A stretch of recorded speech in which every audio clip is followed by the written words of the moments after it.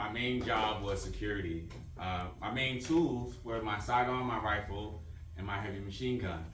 Now we spent a lot of time training for that deployment, and once we got to Afghanistan, the Army decided that we would be best served split up into different teams. Right, so when I met my new team, I realized these guys never smiled. Right, they were like super robotic, like killing machines. This was like their third or fourth deployment, so they weren't rookies. It was my first time. And my new team leader, Lonnie Sorensen, I'll be calling him Sergeant Sorensen from now on. He also never smiled, right? But he was a tanker, and tankers also had heavy machines and heavy machine guns. And he taught me a lot about the machine gun and how to take it apart and take care of it. My gun of choice was a 50 cal, a really big one. And one day he sat me down and said, I'm going to show you how to take this thing apart, right? And how to like take it apart and clean it up. So I sat there with my notebook, and I'm taking notes, and he pulls out this little grayish looking spring thing, and is like, this is the oh shit piece. And I'm looking at my manual, I'm like, sorry, I don't see this oh shit thing in the manual. He's like, well, when you lose it, you'll definitely say, oh shit, you'll understand what it means if that happens. I kind of look at him, he's a tanker, I'm in the infantry, I'm like, these guys are crazy. So I just, I move on from that. One day we're coming back from the office, we called the combat the office, we didn't call it the war. So we say, we come back from the office one day, and I wanted to clean my weapons and get ready before I went and ate chow and, worked out. So I was like, I waited for everybody to go inside, and I was like, let me take everything down and clean it up. Now we parked our Humvees in an area called the back 40, right? And basically, if you can imagine, a large space with crushed rocks that we use to keep the dust down. And this is where we parked the Humvees overnight. So I decided to take my weapon down and start cleaning it. And I'm taking care of the 50, we do it all the time. And it was a lot of dirt in the 50 that day, so I decided, let me take this cover off to get a little deeper. And now as soon as I took that cover off, that spring popped up, and I said, oh shit. It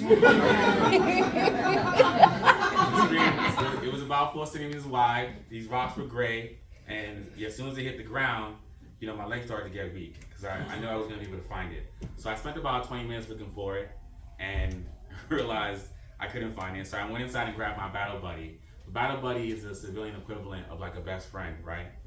Grab my battle buddy and let him know, like, hey, I think cleaning my weapon, I think I lost the oh shit spring. And he jumped up and was like, D. They called me D. He's like, D, we gotta go find it. So we went outside to go find it. We spent another 20 minutes looking for it, and we can't find it. So we get up, and he looks at me, and he's like, you're gonna have to take that walk of shame, right? So at this point, I'm really nervous because I might have deadlined a weapon in Afghanistan, and deadlining a weapon means like it's no longer usable, and not having a usable weapon in war is a really big deal, right? So I walk over to his bunk where he slept, and I knocked on his door. And I remember hearing, I knocked on the door, and he was like, who is it? I'm like, Specialist Dominique. So immediately he knew I was being really formal, and he's like, oh, something's going on. So he opens the door. And mind you, this guy never really smiled, so I thought he wasn't human. And I walk into his room, and I see a large Dallas Cowboys flag. I was a Giants fan. They had just won that year, so, and he had these corrective boots that he used for plantar fasciitis, which kind of made him look really human in that moment, right? So I went to parade rest, which is like a way of standing formally in the military, and told him, hey, I can't find this spring.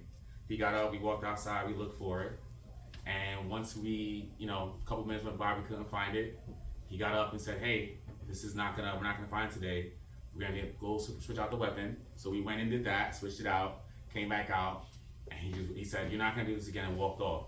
Now, at that point, it was like, all right, I'm not gonna get in trouble for this, and it was a big deal for me because it was the first time that I had gotten a second chance without having to do some crime and punishment for it, right? And that moment is a moment that I use for myself going forward when people are having a rough day, or they made a mistake, or they do something they weren't supposed to, especially as a leader. I walk over to them rather than kick him down and be like, oh, you should have done this X, Y, Z. Give pause, give him a little grace, same grace he gave me, and say, hey, we're gonna get through this, all right? We'll figure out a way. It'll be better. Tomorrow's another day. That's my story.